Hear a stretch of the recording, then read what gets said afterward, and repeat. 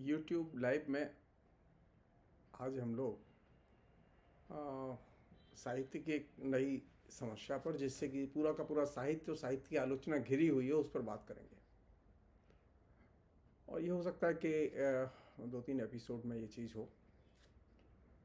वो ये कि हिंदी की जो मौजूदा जो परिस्थिति और आलोचना है, वो किस तरह से नव्य मध्यकाल में घिर चुकी है। सुनने में अटपटा तो लग सकता है, लेकिन ये वास्तविकता है और इस वास्तविकता को समझने की कोशिश करनी होगी।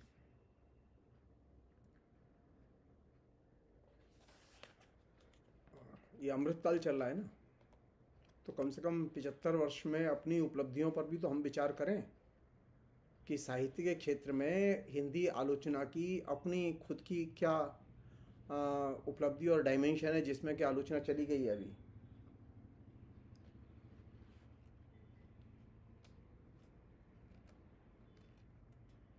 अगर इस दौर की उपलब्धियों को देखें तो पाएंगे कि हम सिर्फ चर्चा करने लायक बड़े हुए हैं।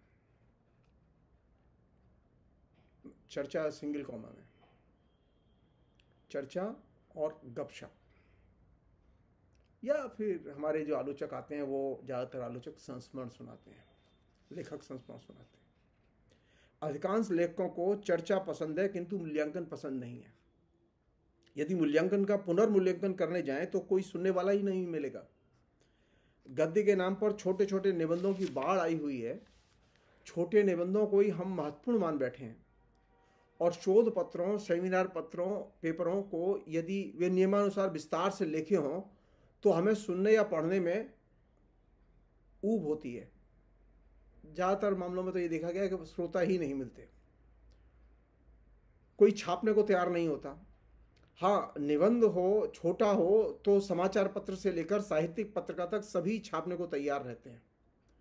मेरे कहने का ये मतलब नहीं है कि निबंध न लिखे जाएं, किंतु सिर्फ निबंध ही लिखे जाएं और गंभीर शोध पत्र न लिखे जाएं, अथवा उन्हें न छापा जाए या उनके लेखन को हतोत्साहित किया जाए, तो स्थिति की भयावहता का सहज ही अनुमान किया जा सकता है।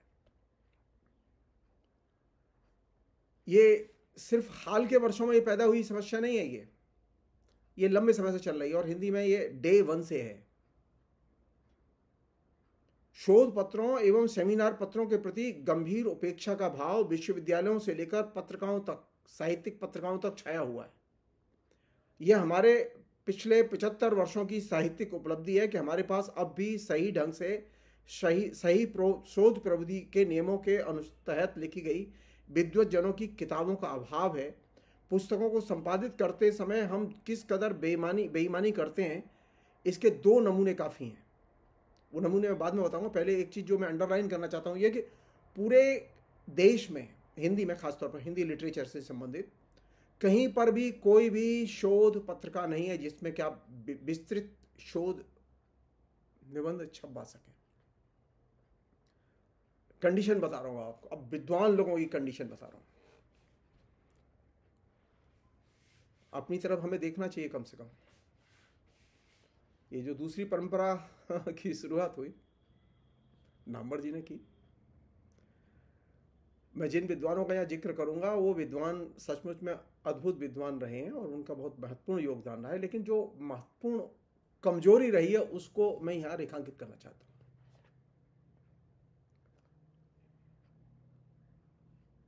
इसके लिए मैंने नमूने के तौर पर 3 किताबें चुनी हैं, और भी किताबें चुन सकता हूँ मैं।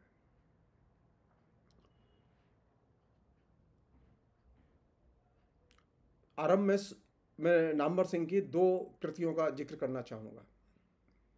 उनकी चर्चित कृति कविता के नए प्रतिमान में देशी विदेशी विद्वानों के उद्धरण एवं मतों का विवेचन है, किंतु पूरी पुस्तक में संदर्भ एक सिरे से गायब है।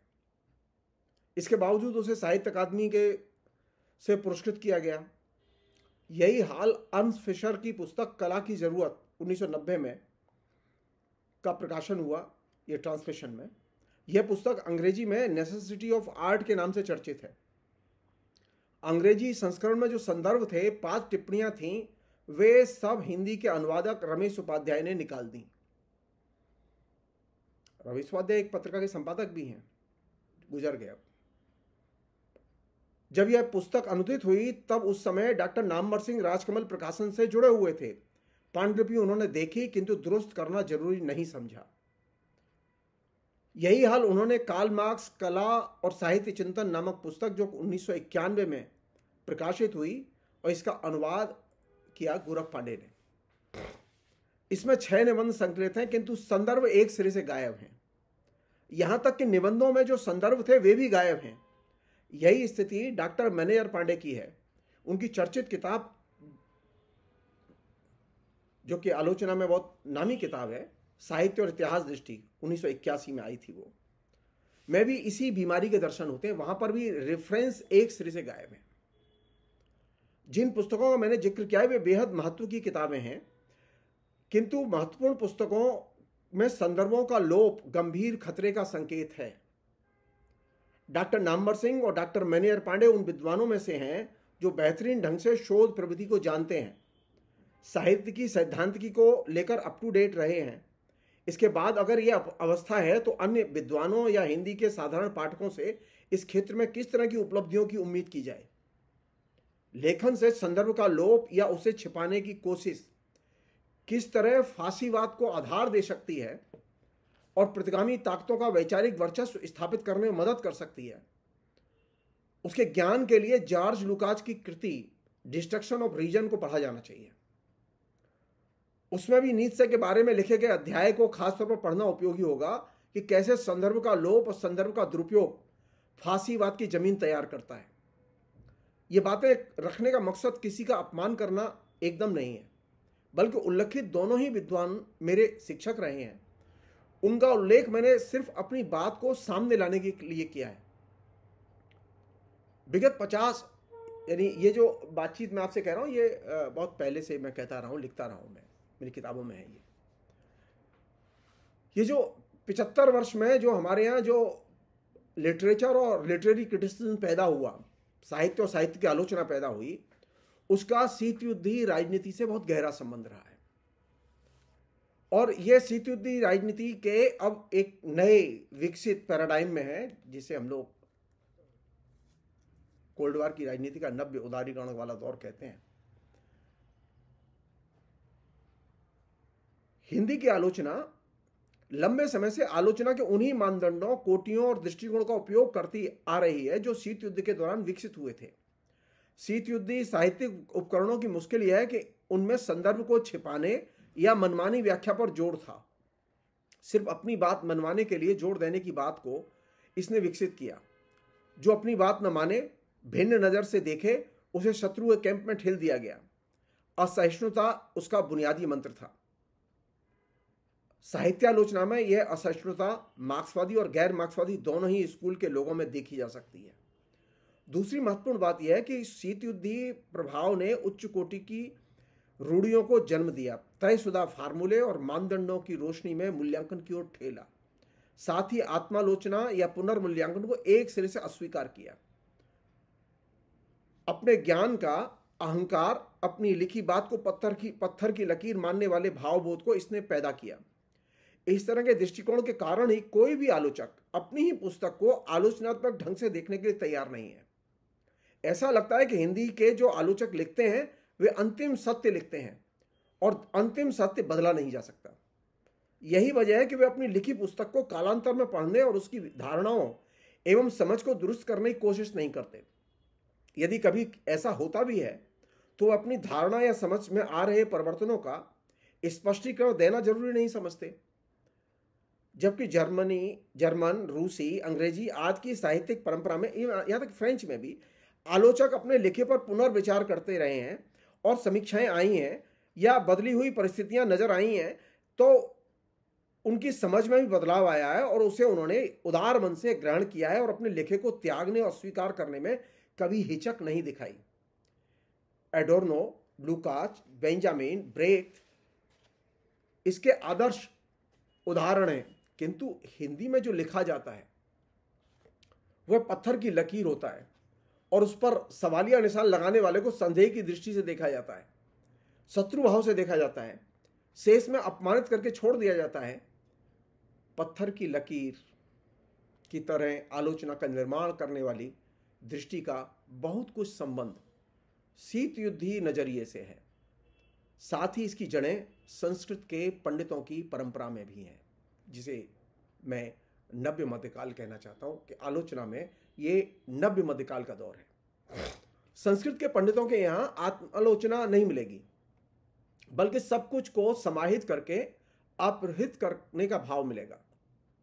अन्य के सिद्धांतों को अप्रासंगिक घोषित करने में जितना परिश्रम संस्कृत काव्य शास्त्रियों ने किया है, उससे ज्यादा परिश्रम अपहृत करके हजम कर जाने में किया है। सरलीकृत रूप में इसे इस तरह ले सकते हैं कि विदेशों में जो नया रचा जा रहा है उसे हम स्वीकार नहीं करते, तरह तरह के फार्मूले एवं चुटकुलों के जरिए खारिज करते हैं और अंत में यह बताने की कोशिश करते हैं कि यह तो हमारे यहाँ पहले से ही मौजूद था और इसे तो हम जानते थे और हमारे पूर्वज तो इसे पहले ही खारिज कर चुके हैं। इसी को आलोचना में शीत युद्धीय राजनीति और मध्यकालीन बोध का गठबंधन कह सकते हैं। यह बेहद खतरनाक स्थिति का संकेत है। यह हमारे पतन का सूचक है। इसे हम अपनी साहित्यिक उपलब्धि मानने की भूल न कर बैठे। हमें दूसरों से सीखना चाहिए, दूसरों को पढ़ना और उद्धृत करना चाहिए। इससे साहित्य का दर्जा नीचा नहीं होता, अपितु साहित्य का दर्जा ऊंचा होता है। यह कार्य हम जितना खुलकर करेंगे, आलोचनात्मक विवेक के साथ करेंगे, ज्यादा से ज्यादा विवादों को हल कर पाएंगे, क्योंकि ज्ञान कभी भी स्थानीय नहीं होता। ज्ञान स्वभावतः ग्लोबल होता है, सबका होता है। ज्ञान को स्थानीय बनाने की कोशिशें ज्ञान के प्रति संकीर्ण नजरिए से पैदा होती हैं। यही संकीर्णता कालांतर में विभाजनकारी या कठमूल्य की भूमिका अदा करने लगती है, जिससे कि बचा जाना चाहिए। ये जो अभी तमाम किस्म की विभाजनकारी और कठमुंडला ताकतें समाज में दिखाई दे रही हैं, उसकी मनोदशा मिडिल क्लास में, खासतौर पर हिंदी के शिक्षित वर्ग में तैयार करने में इस आलोचना के एटीट्यूड की, इसकी आदतों की, इस नव्य मध्यकालीन दृष्टिकोण की बहुत बड़ी है। ज्ञान की तरह इस तरह की संकीर्णता का नव्य मध्यकाल से के आगमन से गहरा संबंध है। आलोचना में हमें मध्यकाल या नव मध्यकाल की जरूरत नहीं है। मध्यकालीन और नव्य मध्यकालीन दोनों ही मानदंडों का संबंध साम्राज्यवाद से है। ये बुनियादी तौर पर उसी की निर्मित है। दुर्भाग्य यह है कि साम्राज्यवाद हमें यह समझाने में सफल रहा है कि ये हमारे उपकरण हैं। असल में तो ये साम्राज्यवादी उपकरण हैं। साहित्यालोचना मध्यकालीन एवं नव्य मध्यकालीन उपकरणों का क्रम से ब्रिटिश साम्राज्यवाद एवं आजादी के बाद शीत युद्धीय राजनीति के दौर में व्यापक प्रयोग हुआ है। संकीर्णता और असहिष्णुता इसके दो तत्व हैं, और संयोग कहें या दुर्योग कहें, प्रगतिशीलों से लेकर प्रतिक्रियावादियों तक सभी ने इन दोनों तत्वों का जमकर प्रयोग किया है। इसी का यह दुष्परिणाम है कि आज हमारे यहाँ आलोचना के विभिन्न स्कूलों के प्रयोगकर्ता आलोचकों का अभाव है। मसलन संरचनावाद, उत्तर संरचनावाद, अस्तित्ववाद, रूपवाद, उत्तर आधुनिकतावाद और आधुनिकतावाद के सिद्धांतों की रोशनी में लिखने वाले पंडितों का एक सिरे से अभाव है। आपको आलोचक ही नहीं मिलेंगे इस दृष्टिकोण से लिखने वाले।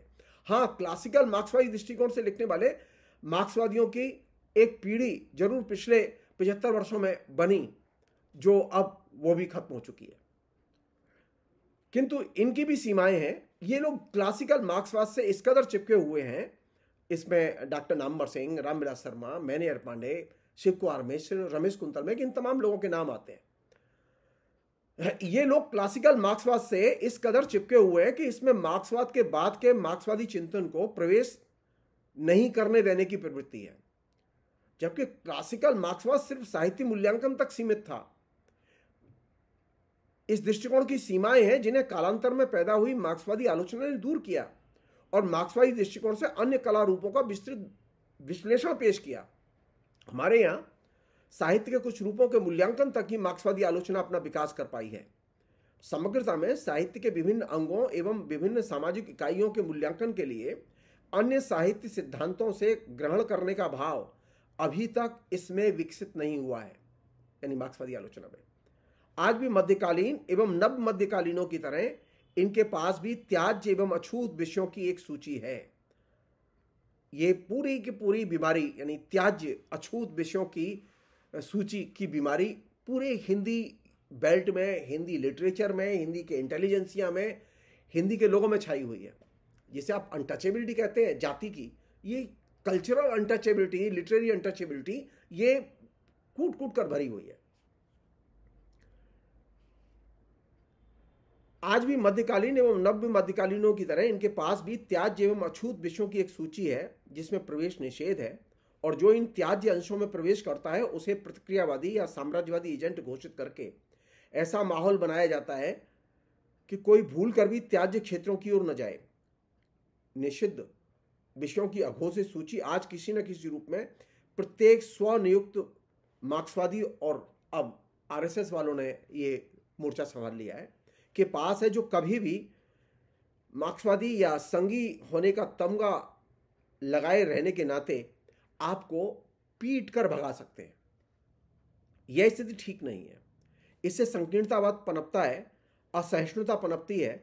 इससे मार्क्सवाद का या हिंदू धर्म की जो सहिष्णु परंपराएं हैं, वैविध्यपूर्ण परंपराएं, उनसे इसका कोई संबंध नहीं है।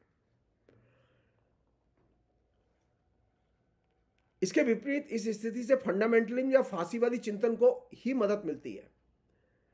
मैं जब यह बात कह रहा हूं तो एक मार्क्सवादी के नाते ही कह रहा हूं, मार्क्सवादी विद्वानों को चिढ़ाने के मकसद से नहीं कह रहा, अपितु यह रेखांकित करने के लिए कह रहा हूं कि शास्त्रीय मार्क्सवाद की सीमाओं में अगर सीमाबद्ध होकर ही सोचेंगे तो बहुत जल्दी पिछड़ जाने की आशंका है, और यह पिछड़ापन अब बिल्कुल शिखर पर दिखाई दे रहा है। और यह सच है कि हिंदी के में मार्क्सवादी साहित्य आलोचना विगत 75 वर्ष में क्रमशः ढलान पर जाते जाते अब गायब हो गई है। अब ये कैसे क्षितिज पर आएगी मार्क्सवादी आलोचना, हम नहीं जानते, लेकिन यह सच है कि वो अब क्षितिज से गायब हो चुकी है।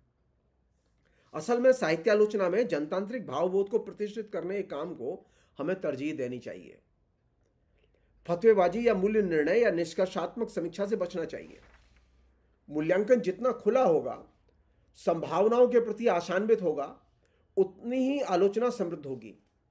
मुक्तिबोध के शब्दों में कहें, हमें अंधमती जीवन विमुख समीक्षकों से साहित्य को बचाना होगा। वे साहित्य के लिए प्रतिकूल परिस्थिति तैयार करते हैं। जनतांत्रिक भावबोध की पहली शर्त है अन्य की स्थिति, विचारधारा और मौजूदगी का स्वीकार्य और उसके प्रति समानतावादी रवैया।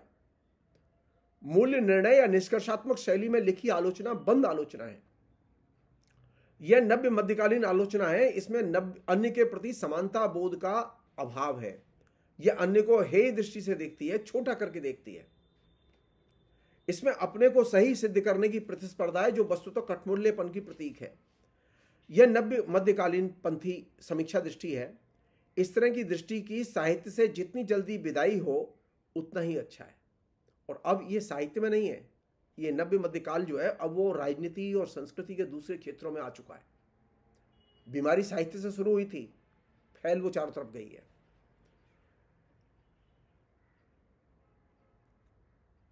इस दृष्टिकोण के मानने वाले खारिज करते हैं या स्थापित करते हैं। संवाद, विमर्श या संपर्क या आदान प्रदान को ये लोग एक सिरे से अस्वीकार करते हैं। सीखना हेय मानते हैं, उसे विदेशी कर्म माना जाता है। कुछ समीक्षकों ने मार्क्सवाद को सीखने की कोशिश की तो उनके बारे में कहा गया कि यह तो विदेशी है। जाहिर है, विदेशी है तो सीखने की क्या जरूरत है, सीखा तो सिर्फ देसी से जा सकता है। और यदि देसी के पास सिखाने के लिए कुछ नहीं है तो कोई बात नहीं, सीखो मत, लिखते रहो और लिखते रहो। दूसरों से सीखोगे तो सामाजिक और बौद्धिक हैसियत घट जाएगी या खत्म हो जाएगी। बेहतर है मौलिक लिखो, खूब लिखो, बिना संदर्भ के लिखो, जैसे इच्छा हो लिखो, हम छापेंगे। यही वह परिदृश्य है जो 75 वर्षों में उभर कर सामने आया है और साहित्य में अभी एकदम छाया हुआ है। फेसबुक से लेके सोशल मीडिया तक तमाम जगहों पर यह छाया हुआ है। लेखन के लिए लेखन हो रहा है। बाजार में मुद्रास्फीति से प्रतिस्पर्धा करते हुए साहित्यकार शब्द स्फीति के चक्कर में फंस चुका है। बेशुमार छप रहा है और बेशुमार पढ़ा जा रहा है, किंतु इस सबके बावजूद हमारे पास विभिन्न आलोचना स्कूलों के मानने वाले और जानने वाले आलोचकों की एक छोटी सी सूची या एक तालिका, जो एक उंगलियों पर गिन सकें ऐसे 1 दर्जन लोग नहीं हैं। इस अभाव का बुनियादी कारण है लेखन के लिए लेखन, आलोचना के लिए आलोचना।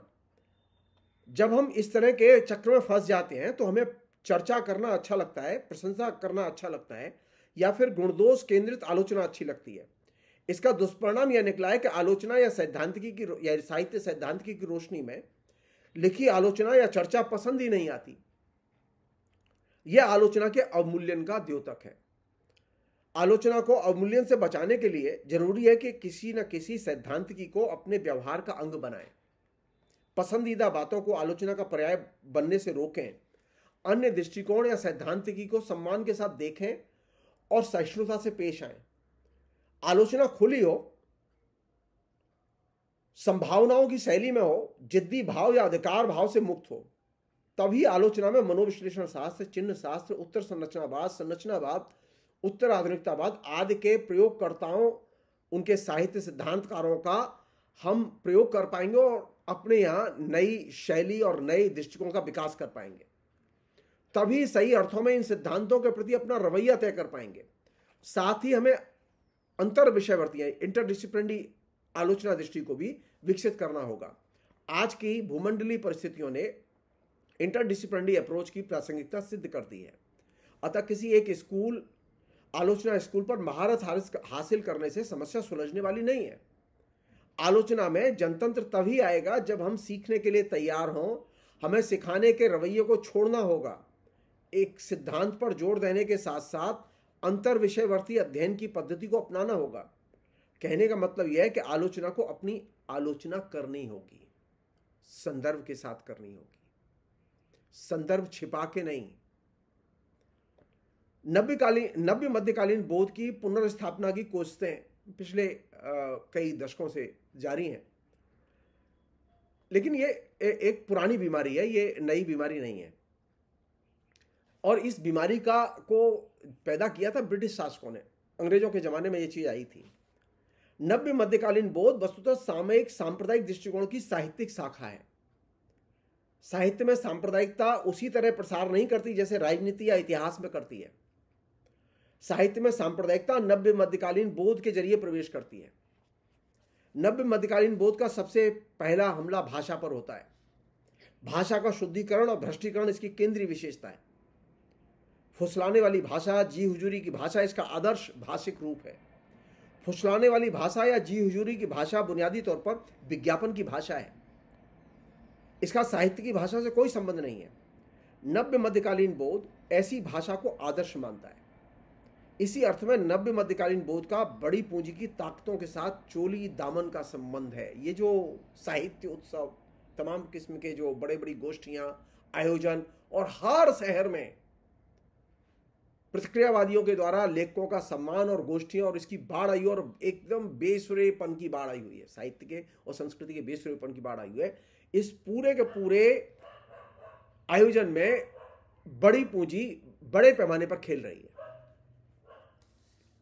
क्योंकि बड़ी पूंजी की ताकतें इसी भाषा के जरिए अपना बाजार विस्तार एवं मुनाफों में इजाफा करती हैं। नव्य मध्यकालीन बोध शुद्ध भाषा, गलत बयानी, मिथकीय भाषिक प्रयोगों पर ज्यादा जोर देता है। फलतः शब्द और अर्थ के बीच में अंतर पैदा करने में सफल हो जाता है।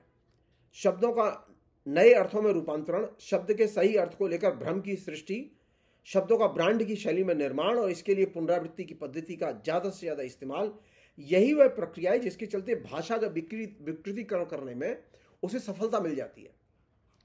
पुनरावृत्ति ही इसकी पुष्टि का आधार या स्वीकृति पैदा करती है। यह वस्तुतः ब्रांड की शैली है। साहित्य में तो पुनरावृत्ति को दोष माना जाता है। पुनरावृत्ति के क्रम में अनेक अर्थों की सृष्टि होती है और वक्ता के व्यक्तित्व का लोप हो जाता है। फलतः शब्द ट्रेडमार्क हो जाता है, विचारधारा से जुड़ जाता है। तात्पर्य यह कि नव्य मध्यकालीन बोध भाषा को मैनिपुलेट करता है, इससे भाषा की क्षति होती है। यह विडंबना ही कही जाएगी, जो भाषा को मैनिपुलेट करता है हम उसके पीछे लामबंद हो जाते हैं, अपने विवेक से काम लेना बंद कर देते हैं, सही को गलत और गलत को सही समझने लगते हैं। और ये अभी साहित्य, संस्कृति, राजनीति सब में ये बीमारी फैल चुकी है। नव्य मध्यकाल के पक्षधर उस भाषा को सही मानते हैं जो उनका वक्ता बोलता है, वो चाहे मोहन भागवत बोले, मोदी बोले या कोई और बोले। वह लिखित भाषिक अर्थ को महत्व नहीं देते। इस तरह वे शब्द के वास्तव अर्थ को शब्द से पृथक करने में सफल हो जाते हैं। शब्दों के बारे में प्रामाणिक पुस्तकों में जो लिखा है उसे अस्वीकार करते हैं, उनके प्रचारक ने जो कहा है उसे प्रामाणिक मानते हैं। इस तरह वे शब्द के अर्थ की प्रामाणिकता के स्रोत को ही बदल देते हैं। शब्द की प्रामाणिकता का स्रोत है उसका लिखा हुआ रूप, उसका लिखा हुआ अर्थ जो पहले से पुस्तकों में है, लेकिन अब वह अर्थ मानने के लिए लोग तैयार नहीं है। इन्हीं नव्यकाल पंथियों के द्वारा साहित्य की अवधारणा भी बदली जा रही है। आज तुकबंदी को साहित्य का दर्जा दिया जा रहा है। उसे सांस्थानिक वैधता प्रदान करने के लिए विश्वविद्यालयों में तुक्कड़ों और तुकबंदियों पर शोध कराने की कोशिशें हो रही हैं। तुक्कड़ों और तुकबंदियों पर मास कल्चर के दायरे में रखकर शोध कार्य हो तो इस पर कोई आपत्ति नहीं हो सकती, किंतु साहित्य के क्षेत्र में तुकबंदी को स्थापित करना निश्चित तौर पर खतरनाक कोशिश है। हाल ही में ये घटना कुछ वर्षों पहले की है, मतलब, और ये घटना है रांची विश्वविद्यालय की। रांची विश्वविद्यालय में किसी नव्य मध्यकाल पंथी शिक्षक ने अटल बिहारी वाजपेयी की कविताओं पर पीएचडी की कार्य योजना स्वीकृत कराई और वहां से पीएचडी हुई। और हमारे यहाँ तो अभी अनेक पिछले जो शिक्षा मंत्री थे उनकी तो तुक्कड़ कविताएं, उन पर पीएचडी हो रही है, दिल्ली विश्वविद्यालय में हो रही है और दूसरी जगह हो रही है। यह एक खतरनाक संकेत है। इसी तरह हाल ही में यह तथ्य रोशनी में आया कि राजस्थान में भूतपूर्व मुख्यमंत्री भैरव सिंह शेखावत जो बीजेपी के थे, उनकी जब सरकार थी तो उस सरकार में कक्षा 8 के लिए हिंदी के प्रमुख निबंध लेखकों की एक पुस्तक पाठ्यक्रम में लगाई गई थी। उसमें 5 निबंधकार थे। ये पांचों आरएसएस के प्रचारक एवं पांचजन्य के संपादक थे। अगर बच्चों को आधुनिक काल के प्रमुख निबंध लेखकों के रूप में गैर साहित्यिक निबंध लेखकों को प्रतिष्ठित करने की कोशिश की जाएगी तो इससे साहित्य का क्षय होगा। साहित्य में गैर साहित्यिकों की प्रतिष्ठा वस्तुतः नव्य मध्यकाल बोध से जुड़ी है। इस काम में अनेक किस्म के लोग शामिल हैं। अभी तो पूरी पूरी पीआर एजेंसियां इस काम में आ गई हैं और वे तमाम किस्म के साहित्य उत्सवों के जरिए ये काम कर रही हैं। नव्य मध्यकाल पंथी लोग वैध को अवैध और अवैध को वैध बनाने के धंधे में लगे हैं। यह कार्य स्थापत्य से लेकर साहित्य तक तेजी से हो रहा है। इस तरह के मैनिपुलेशन को रोकने की पहली शर्त है कि शिक्षा संस्थाओं में नव्य मध्यकाल पंथियों के खिलाफ संघर्ष तेज किया जाए, उनके प्रयासों को सांस्थानिक स्वीकृति न दी जाए। लेकिन अभी तो मुश्किल यह है कि ऊपर से बुलडोज करके तमाम किस्म की पॉलिसियों के जरिए नव मध्यकाल को पाठ्यक्रमों में घुसेड़ दिया गया है। इस मैनिपुलेशन को रोकने की दूसरी शर्त है तनाव रहित माहौल की सृष्टि की जाए। तनाव के माहौल में मैनिपुलेशन तीव्र गति से होता है। मोदी जब से आए हैं शासन में तब से टेंशन एक बहुत इंपॉर्टेंट हिस्सा है और खासतौर पर दिमागी तनाव आम लोगों का एक बहुत महत्वपूर्ण पहलू है। तो तनाव के माहौल में मैनिपुलेशन तीव्र गति से होता है। तनाव के माहौल में भाषा या साहित्य या संस्कृति अपनी भूमिका का सही ढंग से निर्वाह नहीं कर पाते। मसलन भाषा दो व्यक्तियों के बीच में संवाद बनाती है, किंतु तनाव के माहौल में सही ढंग से संवाद नहीं हो सकता। तनाव का तत्व असमानता बनाए रखता है, जबकि तनाव रहित माहौल समानता पैदा करता है। तात्पर्य यह कि तनाव की अवस्था में भाषा का प्रयोग असमान होगा, फलतः संचार के बजाय कुसंचार होगा। नव्य मध्यकाल पंथियों के दुरुपयोग से भाषा को बचाने के साथ साथ राज्य के स्तंभों के दुरुपयोग और दुष्प्रचार से भी भाषा को बचाना होगा।